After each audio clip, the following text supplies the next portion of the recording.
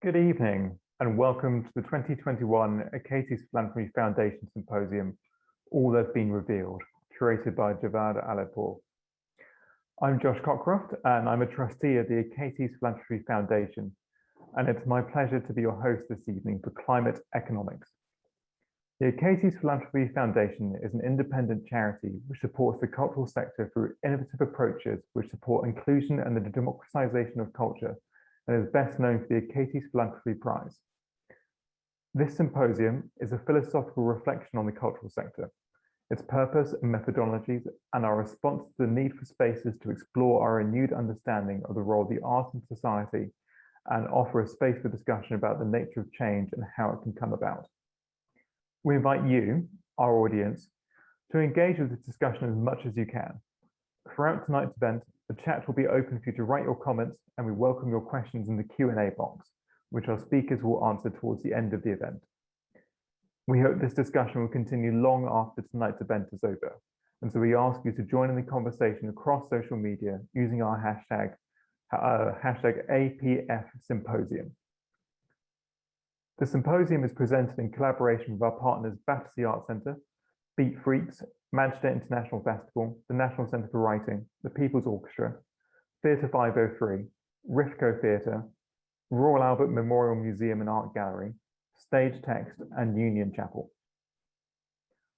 All That's Been Revealed is sponsored by Achates, and we're proud that the trustees of the foundation have made donations to make it possible for us to have live captions from Stage Text this evening, which seem particularly appropriate during Caption Awareness Week.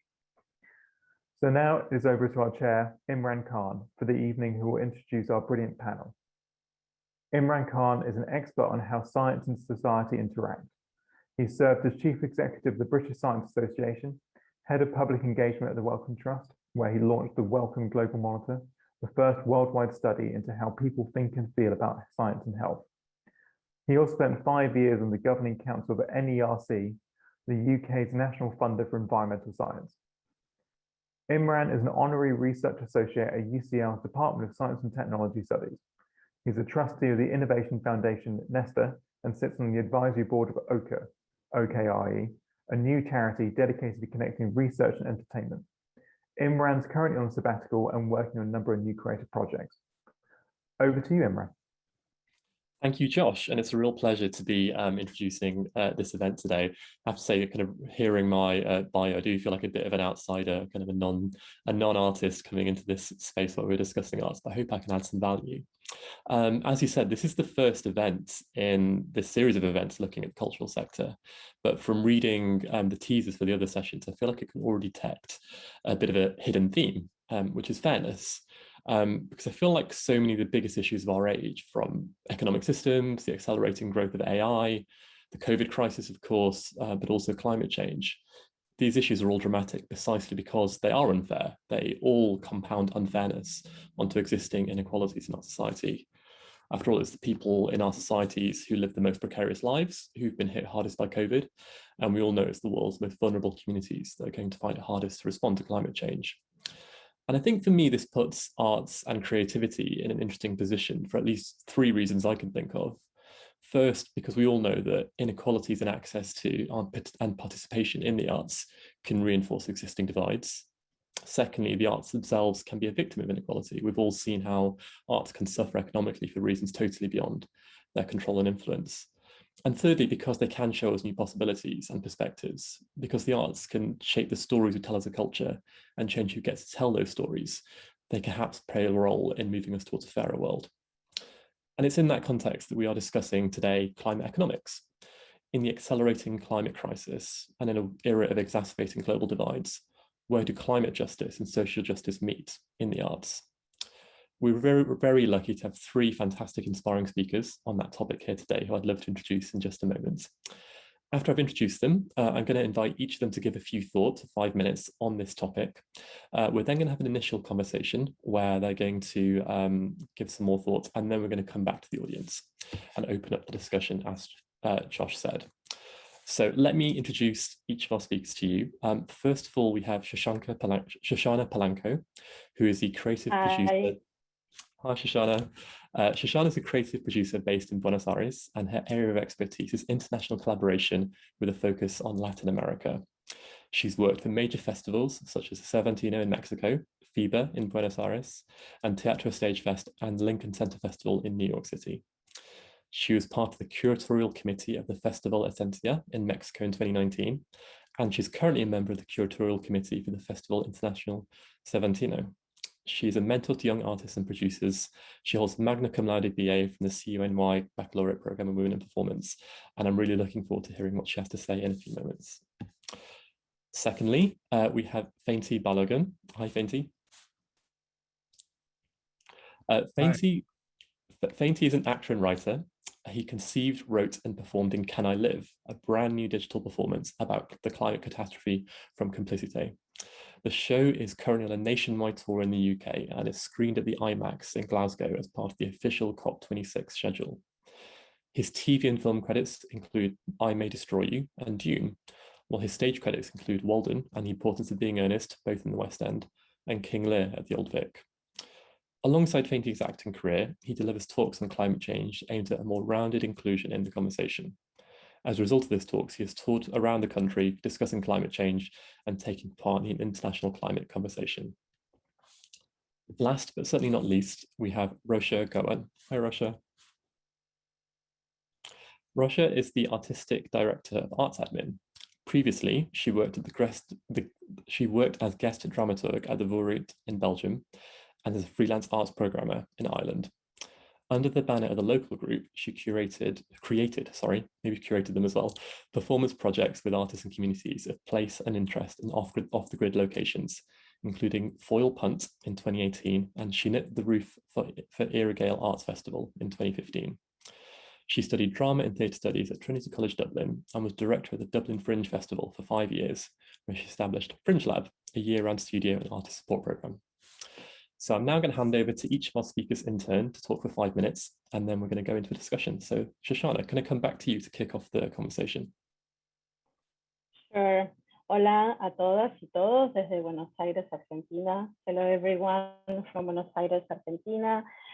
Well, I have all these mixed feelings when thinking about climate change and how can we act and react around the issue.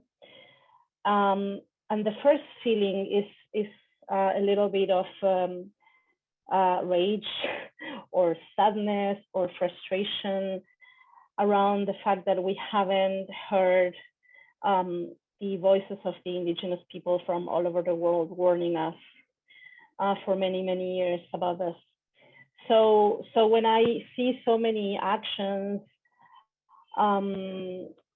you know, like what is happening in Glasgow, which I think is great, and I think it's about time and it's good. I feel like, dude, you know, in the Amazonas, the Sami people in the Nordic countries, the Mapuche in the south of America have been warning us about this, and we haven't paid attention. So I think for us working in the arts and for artists, it's very important to magnify those voices, to let those people take center stage. I'm very privileged to be here with you today, but I recognize that privilege because I speak English, so I can communicate with you right now. But so many people who don't speak English or who don't have access to the internet are not here today with us, and they have been advocating and been telling stop damaging Mother Earth. So I think what I can do from my side of the world is saying this, voicing this, expressing this, and support artists who come from those groups or artists who have access to those groups to bring their voices center stage. In Mexico City, I am based in Buenos Aires right now, but I work also remotely with Mexico a lot. And we just launched a festival for and by young artists called Indefinible, which means defined. And the organization that I work for, La Teatrería in Mexico, partner with Boundless Theatre in the UK. And we are very aware of the fact that we want to give the space to young artists that are working with communities that are underserved, and that they need to be heard and they need to be shown.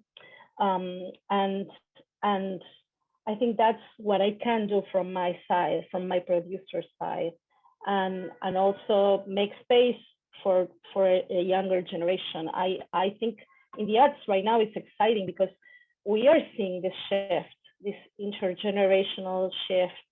I'm in my 50s, and I feel very much that I am going out. I anticipate working more time because I love what I do, but I'm very conscious that there's a new generation coming behind me, pushing, right? And I want to make sure that I give space, I make room for them, because they are the ones who are bringing this urgency to us.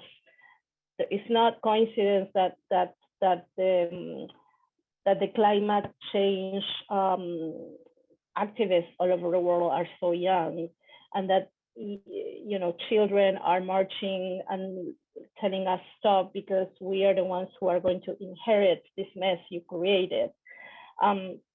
So I think it's important for us to be aware of that and to make space for those voices. So, as I was saying before, I speak English, but we have to start making room for people who speak other languages.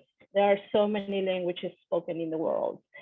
And the people who are expressing the urgency and that have been expressing the urgency speak other languages. So we need to make room in our stages, in our festivals, in our forums, in our discussions, to a diversity of languages. And not our languages, the French, Spanish, English, because those are the colonizers' languages, right? We all speak languages that are not ours, that they're the colonizers' languages. In Mexico, for instance, there are 68 languages spoken currently, and those are dying. And those languages are the ones who are expressing the damage in the earth and what's going on in their communities. So I think that's very important. So all these thoughts are in my mind constantly. So as a producer, I try to create space and programs and push funders and push colleagues and push each other and be very adamant and very strong about advocating for these other voices that are not heard. So that's, I guess, my 5 minutes. Thank you so much, Shoshana. And I feel like you've already given us enough to be able to spend a whole hour talking about just what you've touched upon. Thank you to everyone who's already started to introduce themselves in the chat. Please keep it coming. I'm going to hand over to Fehinti now. Fehinti, what have you been thinking about in the run-up to this event? Yeah, man, I think I resonate with a lot that's already been said, an awful lot. I think it's a funny one because I come across this quote quite a lot, that it is easier to imagine the end of the world than it is to imagine the end of capitalism. And it's one of those things that really sticks with me, right? Because it's a catchy saying.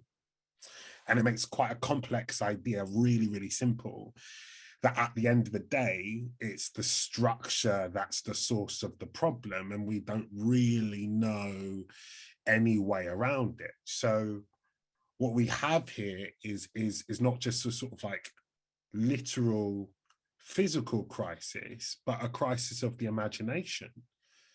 Like, our imaginations need to be fed. When I approach a character or I get a part, I learn the lines, I learn the walk, and then I need to inform myself of the complexities of this particular person in order to present something that can feel normal, human, recognizable, to take the complicated and make it really, really simple and understandable. The two things feed each other. The more information we have, right, the more our imaginations can expand.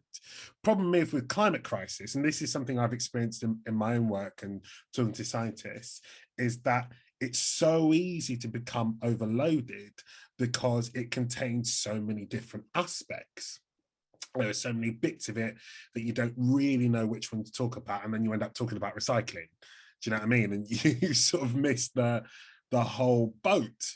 And I think this is kind of the work of the arts, is to take really complicated ideas and make them simple and understandable, because we are the sort of community centers of the imagination and of the heart. And that's kind of what I did with this film that I wrote called Can I Live, and made with Complicité, is we took all of these ideas. So that the film explains climate crisis, its colonial history, being a symptom of capitalism and not a problem within itself, without falling into despair. And what the film sort of focuses on is seeing hope as a verb, as something that has to be moved with, actionable. It's really important that we view hope like we view love, which is we have to work to sustain it, we work to create it, and then we work to actualize it. So with this show, what I really wanted to do is, I didn't just want to make a piece of work and then people go boo-hoo, climate crisis. Like, we held spaces afterwards for people to come talk with activists, equip themselves with groups that make connections, really network, and also for me to learn.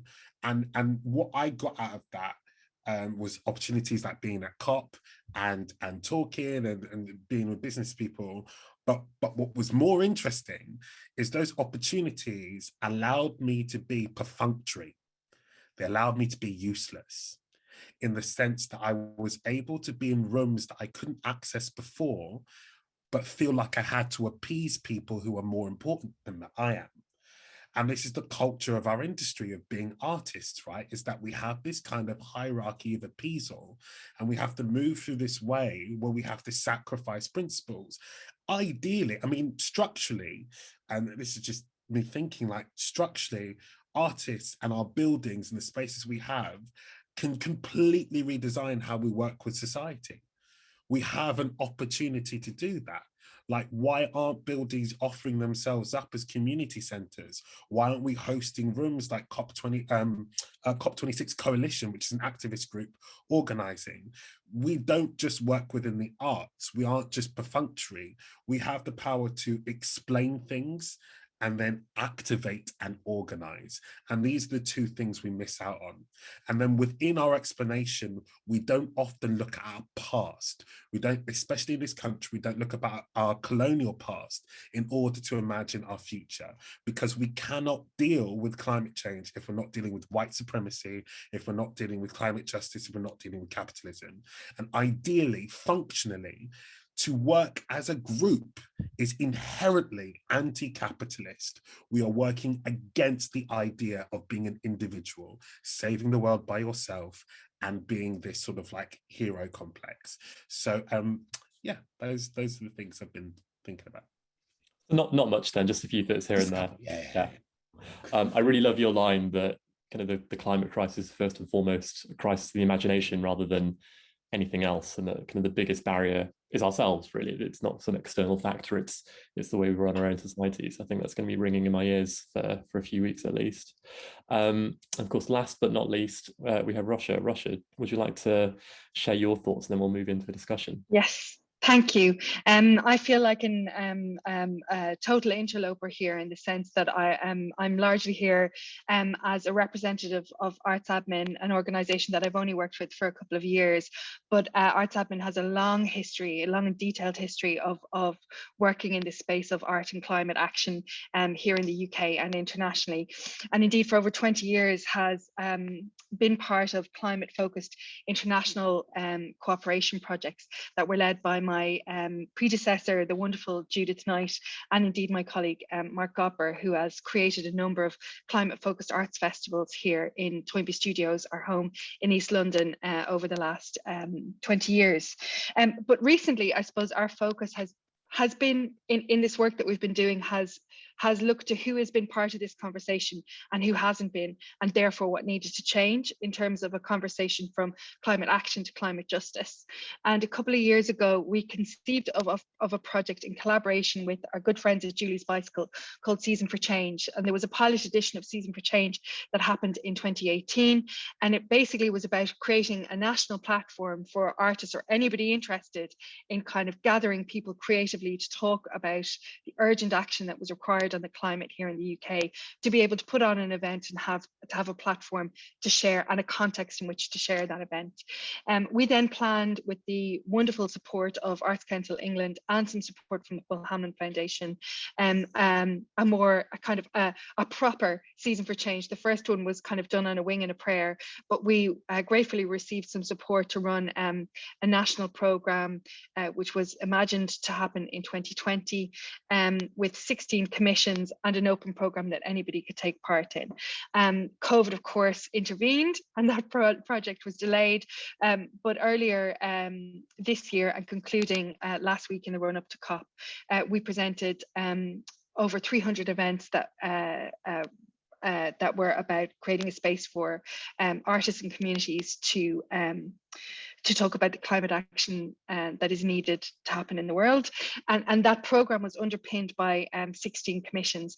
And I think it's important to say, just to kind of speak in the same language that Fehinti and Shoshana are speaking in here, this program was absolutely about connecting climate action to broader questions of social justice, of climate justice, of the change that needs to happen in the world, of understanding who needs to be in the room as we're having conversations about the ways in which our behaviour, our society and the world needs to change, and also profiling people with and communities with lived experience of the climate crisis who are actually right here on our doorsteps in the UK. So our projects that we commissioned ranged from a project where the artist Rosa Cisneros worked with Roma communities in Yorkshire, through to the artist Love Sega, who created some new music and an amazing billboard campaign on the South Circular Road in London that looked to air pollution and the profound impact that has had in communities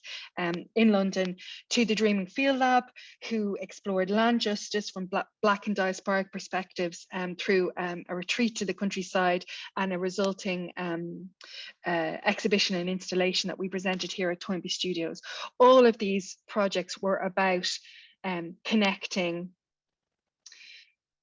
artist visions to a complex and nuanced understanding of where we are in the world, why we are where we are, and what needs to change.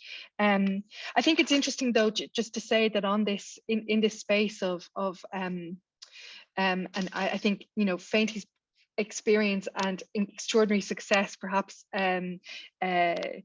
presents a different view on this. But what we have found as well is that in terms of a focus that we've had on projects that are really rooted in the community from a fundraising perspective, because that's the context in which we're here, we've really struggled to connect to funders and to the media around the urgency of this work. And I think often when it comes to the climate, people are really interested in celebrities and big stars talking about the challenges that we're facing globally. They're less interested in embedded projects that exist in communities, whether they're on the South Circular Road in London or whether they're in rural communities in Yorkshire. But actually, our experience has been that in terms of artistic quality and richness and impact and the possibility for change, it's in those kind of hyper local contexts that profound change actually happens, in terms of the impact that it has on the artists who are making that work, the communities who are engaging in that work. And just to say, I know, where does the time go? I'm suddenly looking, it's 5 minutes, I'm nearly there. That I also think that we mustn't forget about the international in this space as well. And I think finding new ways, which we might talk about in a little bit, for us to connect with our colleagues and producers and artists across the world in ways that we're going to have to invent and create is going to be very important. We mustn't look inwards. We've got to be hyper local and international. Thanks, Rasha, and that's a really nice link, kind of back to where we started with Shoshana. I'm going to start just provoking the panel with a few questions now, but I guess speaking both for myself, but hopefully for them as well, I think it's really nice just to see who's in the audience and kind of where everyone's coming from. So if you haven't introduced yourself so far, please do tell us who you are, where you're from, both organization, practice, where in the world. We'd love to know who we're talking to. And if any of the kind of contributions so far have sparked a question in your mind or a reflection, please share that. We're going to be in discussion for the next 15 minutes or so, but we are going to come to your questions later. So if you're starting to think about things you'd like to hear answered or discussed, please do share them in the chat. I'd love to kind of see them start to roll in. But I guess prompted by Russia, I want to take it back to a point that Shoshana started with, which is, the climate crisis has been kind of led and started by the global north and the rich west, and yet it's people kind of from outside those kind of privileged parts of the world that are suffering the most and also have the fewest tools with which to make change. I guess, but thinking particularly about the arts, we have a question about, given international air travel contributes to climate change, but in some ways we need that interconnectedness to share those stories and kind of amplify those voices. What are the ways in which the arts can sustainably create a global outlook and prioritize opportunities with artists in the global south? Shoshana, I know you've done some of this work yourself. I'd be interested to hear your reflections, but perhaps also any provocations you have back to those of us that do live in other countries, and perhaps, funders in media and other people, for what we can do to help facilitate that. Yeah, I think something that we all have, every single big city in the world has a big community of immigrants. So sometimes you don't need to look outside, but you have to look inside in your own communities, where, because you like Russia said about the Roma community, right, in the UK that she was working with. Romas are everywhere in the world, or you have, you mentioned before, Imran, you're in California. There's so many communities there from Latin America. Here in Argentina, we have so many people coming from Africa, from Senegal. I think we all have those spaces where we need to try to connect to our immigrant communities, because those immigrant communities have ties back to their countries, and we can create that way the bridge to have a dialogue started, right? I also have been hearing that festivals or producers are more and more interested in long-term residencies and long-term collaborations rather than parachute touring, which is what we used to do in the big international festivals. When one company comes in on a Tuesday, they load in on Wednesday, they open on Thursday, and Sunday they're gone. That's absolutely, a waste of resources for everyone. And I think I'm glad to hear that people have been thinking about changing those ways and making long-term staying for artists in communities. But I would say we should not forget then about artist families, right? Because we all have families. I myself have 2 children. I could probably not stay for 2 months anywhere in the world without my family. So how can we start to also acknowledge the fact that artists and art workers are people, and we have families, and we have to take care of loved ones. So how the funding shifts as well in terms of supporting these new ideas and new ways of producing work. The other thing that I think, because what Fehinti said, of course, capitalism is climate crisis is a consequence of capitalism, and we all our festivals, even though are not for profit, they have a very capitalist model and budget, right? So all of a sudden you see an international festival in the global south paying so much humongous fees to, let's say, European companies, and then probably 10 times less a local company. So how do we change that, right? How there's so many points in which we need to make radical change, like for real. And I think voicing them and saying them out loud are ways of of acting on them. Like Fehinti said, let's make hope a verb, not just like, oh, I wish this changes. No, this has to change. How do we go about it? How do we start to develop and to make that change happen? Thanks, Shoshana. And Rasha, I could see you kind of nodding vigorously when Shoshana was talking about working with immigrant communities, kind of where we are, rather than necessarily kind of looking to travel around the world. What was that making you think? Well, I was thinking a lot about the very famous choreographer Jerome Bell, who made this broad statement a few years ago that he was no longer going to fly, and indeed he invited the art sector generally to he kind of created a call to arms, which was that everybody needed to stop flying to save the climate. And in a way, what was really interesting was how artists from other parts of the world responded to Jerome Bell's kind of broad blanket statement to kind of question the fact that one person's experience, like basically we have to be a little bit more nuanced and a little bit more intersectional in our understanding of how things need to shift. And I think just to kind of agree in a way with what Shoshana is saying, I think there isn't going to be one answer. There needs to be a nuanced and complex response from the art sector around how we talk about the climate. Because if you come from, like, even just from my own perspective as an Irish woman, when I was living in Belgium and seeing these maps that were beginning to emerge around that, where the Flemish Theatre Institute was advising presenters and artists around train routes within Europe and where you could travel within Europe within a 5-hour radius, and kind of realizing that the place that I'm from, which has not had the same advantages in terms of this European network, is completely off the map now. And relatively, the privilege that I experience in that space is huge. So thinking about people who are coming from much farther away and who are absolutely dependent on the money that they get from European festivals in particular to sustain their practice. Artists, particularly in Latin America, but in other parts of the world as well, we're dependent on that kind of operational structure, and how maybe in the way that we respond, it needs to be more nuanced. As Shoshana is saying, there needs to be a little bit of flexibility in terms of understanding that there isn't going to be one solution, but actually hearing the stories and understanding the perspectives of artists in parts of the world where they're really experiencing the impact of climate change is going to be essential in telling the stories we need to tell to our society so that we can make the changes we need to make. Thanks, Rasha.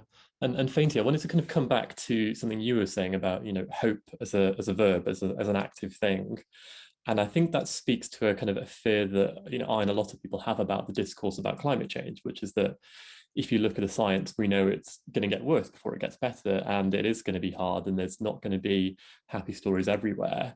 And, I think we all as storytellers have a duty to some extent tell that truth. And yet if it's all doom and gloom, we'll never get anywhere. So how do we kind of, thread that needle? What's your perspective on being hopeful while also being truthful? Yeah, I think again, it goes several takes on this, but I think one of the things that I think is really important is we need to know we're not starting from the beginning. It's really easy to feel like you have to start a group or start a company or start a thing. And that in itself ignores like the hundreds and thousands of groups that already exist that have been doing that work for a really, really long time. And a lot of these people being the global south, they're erased, but for a reason, in order to like cap our idea of what the future could look like, and also to not reach out to them. So we need to know those stories. We need to know those successes. We need to know that we're moving forward with those groups, and we need to know where those groups are. It was like what was said earlier about hyper-localized successes. Like we don't know about them because they're not given the funding, they're not given the sort of the publicity, but we know that they're so successful. We know they work. We know as soon as those narratives are changed locally, they expand. We need to know these stories in order to to envision our future. So that's sort of one thing. And number two, like as creators of work, we can do more than just tell stories. Like I'm all about telling stories and re-envisioning things, but we have the tools and spaces. We can literally give up space. As was said earlier, we can literally put people in this space, give up internet space, our Twitter accounts, our Instagrams, like give it up to those groups, give it up to those people that need it. Like hope as a verb means we activate and equipped. People need to feel like they can know what to do to go forward, but also emotionally need the space to find their capacity within that, all moving away from this idea of I individually am going to change the world. And then one last question from me before we start to open it up from the audience. And I guess this is also touching on some of the kind of questions starting to get in, which is it's around that question of funding. I mean, so much of the work that we're starting to talk about is hard to sustain, even with the best will in the world. But we know that so much of the funding for the arts in this space is hard to come by, that sometimes it's generated by companies that engage in destruction of the climate, from from governments that are trying to kind of perhaps greenwash their own policies. This is less a kind of question of what should we do about it, but how do you as kind of individual artists and producers working in this space, what kind of feelings does that bring up for you, and what advice would you give to other people that are trying to navigate the same moral conundrums? Shoshana, can I come to you for that first? Sure. I don't think I have the answer. Unfortunately, the public funding in Latin America is really small, and we don't have. I lived in and worked in New York for 10 years, so I know the U.S. model very well of individual donors and foundations, and that is something that is not happening in Latin America at all. We very much depend here on government funds, whatever the Ministry of Culture gives. There are very few foundations. I think there's in Argentina one foundation for the arts, and then the other thing is whatever the government whatever government you have decides to give to culture. And we all heard that we were not essential workers during COVID. That's something also very interesting to talk about.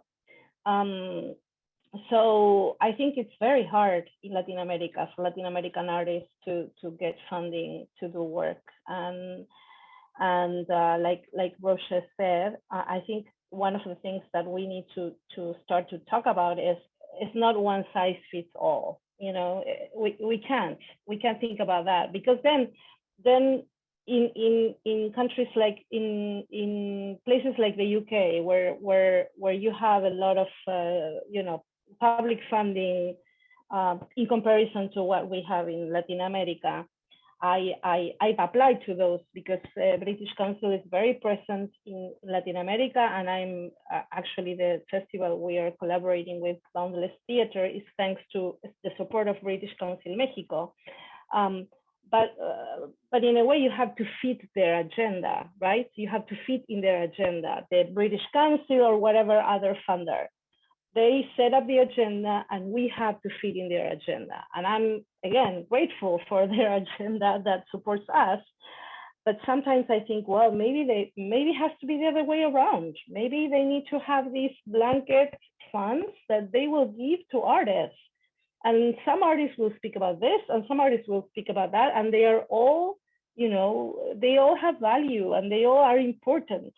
I think we take the risk of being very, very narrow ourselves if we set up the agenda, a blank agenda for everyone in the world. Because it's like what Rochelle was saying about Jerome Bell. Like, okay, Jerome, that works for you, but it doesn't work for so and so and so and so. So I think maybe we need to talk to funders about that, about making fun, and maybe, you know, more funds, less money. You know, there's this like amazing, huge amounts of prizes for, like, you know, the fellow blah blah blah, $1 million or £1 million or 100,000 euros. That's a lot of money, and you know, I'm really happy about those artists getting those prizes because they are deserved. But recently, I think there was a prize, I can't remember which one, that the artists that were nominated decided to share. It was, I think, 3 artists that said, we're gonna share it. And I think that's something great, which goes back to what Fehinti was saying about, this is not one hero, I'm gonna save the world. We are a community, we are a collective, and we have to share resources. So I think we need to restructure funding to be more, you know, a resource that we can share, we can see how is best used where. Yeah, I know we've got other questions coming in about funding, so Fehinti and Russia, if you've got thoughts on that, we'll perhaps come to them later. But first, I wanted to take a question from Jo Verrant, who works with Unlimited. She said she's really interested in the intersection of disability and climate justice, as so many single blanket solutions can be discriminatory. How can we move forward on these agendas, you know, climate agendas, without leaving people behind? And I guess, you know, Jo's particularly interested in disability, but I guess it's a broader question about intersectionality of all kinds. Russia or Fehinti, either of you want to tackle that one first? I can speak to it. If first, just to say, I think that part of the response here needs to be an acknowledgement of the fact that in the kind of never enough economy that the arts exists within, we are always underfunded, always under-resourced, and always work on the basis of kind of feeling like when you agree to make a particular program or project, that there is an implicit or implied desire to over-deliver, to overachieve, to do more than you were asked to do, to achieve more audiences, to save some money in your budget, to make a project bigger than you said you were going to make your project. And I think this, whether we're talking about disability justice, whether we're talking about a broader inclusion agenda, if we're talking about the need to decolonize within the arts practice that we're involved in, the baseline has to be that has to stop. If we're going to work more sustainably, if we're going to think about in a really inclusive way when we're making arts projects that are advancing a more cohesive social and climate agenda, they're going to be slower, they're going to be more expensive, and we're not going to be able to kind of add that additional 20% on at the end. Because if you're doing projects in a way that is properly inclusive, it's going to cost more. And I think that speaks to the fundraising piece, and it also speaks to where we're at in terms of making sure that nobody is left behind. Is that kind of looking around and going, for us all to be here, or for us to do something where we're actually considering the needs of and just what needs to happen for a project to be properly inclusive. It's not going to be possible on a wing and a prayer.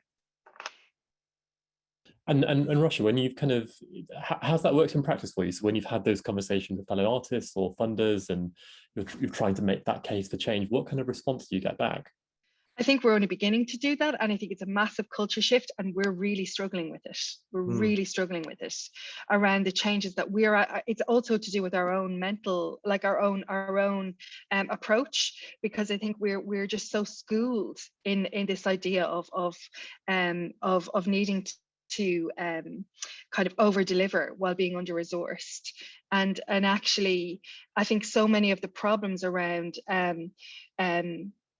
projects not being fully inclusive or not having considered the needs of audiences or communities coming from different perspectives is because we don't have enough time, we don't have enough money to do them in the way that we'd like to do them. And for us to move forward, it's going to require that shift. And I think we're only at the beginning of that shift. And as we begin to have those conversations, I think it's a redrawing of the map that needs to happen. And that's going to be very uncomfortable. Fehinti, I could see you nodding along a second ago. Yeah, I agree. I'm reminded of that quote of like, we don't have a lot of time, so we have to move slowly. Because I think especially with arts and activism, because you love it, you don't want to underdeliver. You don't want to make something you're not proud of or something that isn't, in your opinion, excellent. And so you will sacrifice literally everything, your mental health, your time, just to produce something. And I think, especially when we're working with the knowledge that we have, you can only work on the blueprint that you've made. So if you're an able-bodied person who is white, middle class, the blueprint that you have or have lived with is the only one in moments of pressure that you'll work with. So what you're required to do is to structurally not just change how your company business works, but how you like mentally work. And so I think that is why when we talk about structures and inclusion, we're also talking about like, who are we recruiting, who's in the room and whose voices are heard, because that's part of the mental remapping. So like when I think about access and inclusion in making work, like in the first instance, the very basics, the things we overlook, like access to space, access to rehearsal room, captions, BSL interpreters, referencing, like all of these things that we overlook because we don't have to think about them, will have to be at the very forefront of making that decision. So you need those people in the room. You need, because if we're just working on our own experience with very limited amount of time, we'll always trip up somewhere. And it's hard to, and like even like redefining that very basic thing is hard to do when you've not got time. So that's what I was thinking. Really helpful reflection. Thanks, Fehinti. I've got a couple of questions from Caroline McCormick. One which we've already started to answer, which is what do we need to get funders to shift policy in this area? I think we've already started to kind of tease at that a little bit, but I thought I'd float that in case others wanted to contribute more, as well as kind of Rosh's initial thoughts. But the other one is she asked, she loves the idea of artists being brought into communities and working with them when they do travel, so kind of local communities. The question is, what conditions do we need to create to make that kind of work a success for everyone? So the artists, the communities, people that are contributing. Shoshana, can I come back to you again, because I know you've had some fantastic experience in this area. What makes that work? Yeah, I think also I was thinking while we were talking about funding and funders, we need to also redefine success. What is success? Like how because I can go into a community and have 3 people working with 1 artist, a success. It doesn't need to be 1 million people in the room, and I think that's something also to think about when we go to funders, because they need to see numbers of people, how many people show up, or and I think success can also be measured in a long period of time. It's just like what Fehinti was saying, we need time. If we are rushing, if we think boom, this is a successful, it's like now we are so consumed by the likes of Instagram, Facebook. I don't do Twitter, I don't do Instagram, I'm tired. I do Facebook once in a while because otherwise I feel like I'm out of the game. But how many likes do I have? It's so hard to measure success like that. How many tickets I sold? What's the revenue? So I think we need to look into that, into how do we define success? I think success for me is, this conversation for me is already successful because I got to meet you. And I'm sure we will reconnect at some point and we will make things together. Maybe not tomorrow, but probably in a couple of years. That's success to me, when you can plant a seed and you see that seed is gonna grow. And maybe it's not me, but maybe it's someone that I know that I will connect to Imran or to Roche or to Fehinti. I'm gonna be like, oh, you have to meet Fehinti or you have to meet Roche. Those networking capabilities, those connecting thread points, that's success to me. So I don't think about immediate success. I think about long-term, making the room, like what Fehinti was saying, making space. There's one experience that really I learned so much about it. In 2017, on September 19, there was a massive earthquake in Mexico. And I think 24 hours after that happened, a bunch of us producers, theater producers, were creating this WhatsApp group network, and I think 48 hours after, every single independent theater space in Mexico City, we have a network of independent theater spaces in Mexico. We're like 5, 6, 7, it's growing. All of us were centers for people to go get water, electricity, sleep.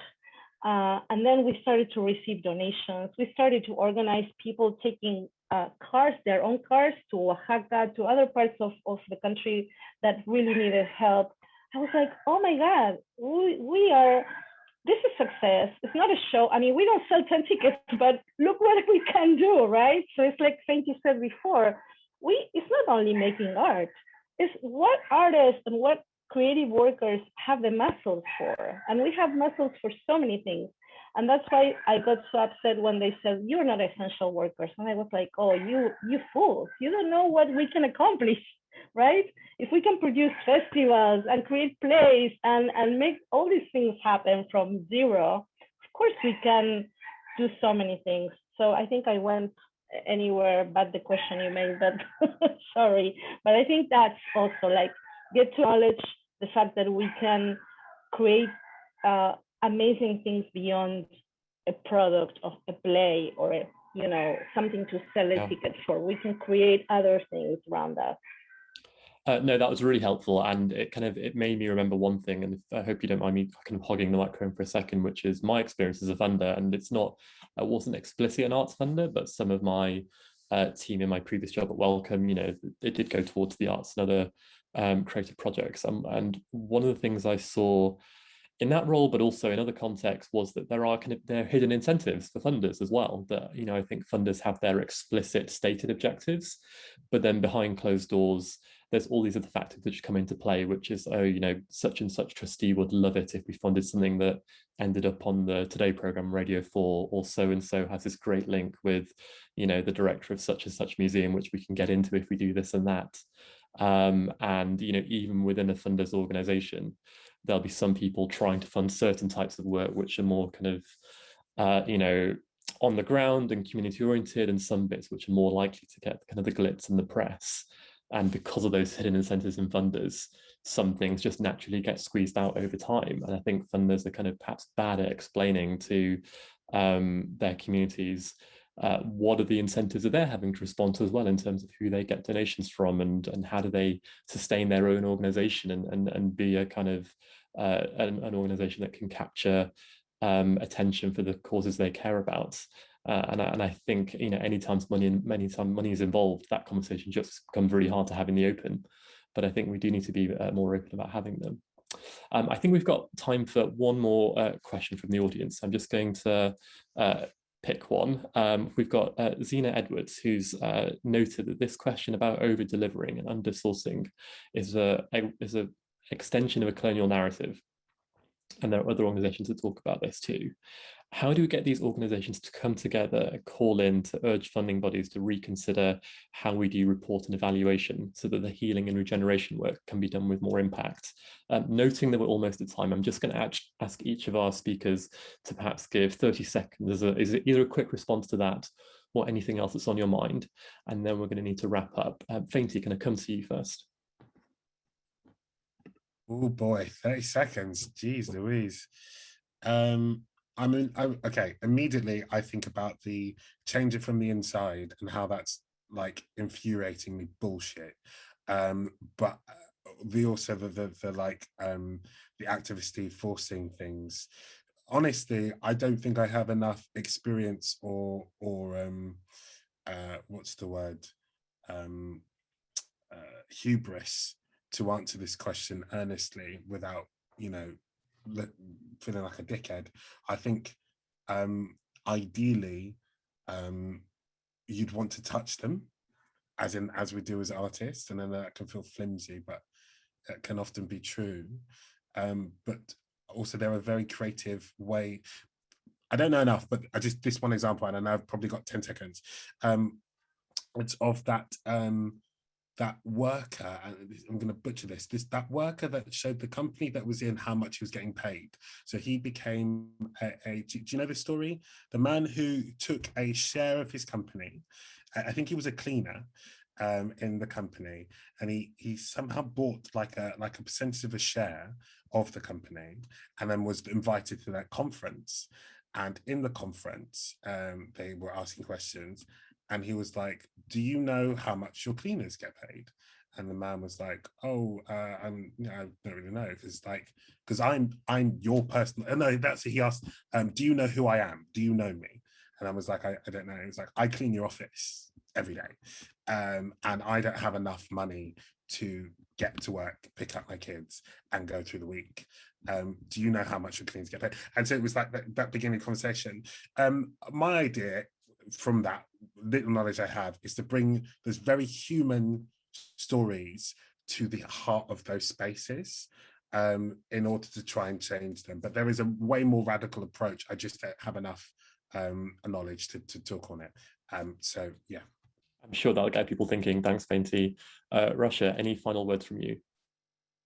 Yeah, I just think it's something we need to do collectively, and to do it collectively and appropriately, that requires the time that Fehinti has been talking about, and I think we've been talking about, which maybe we need to just claim and demand.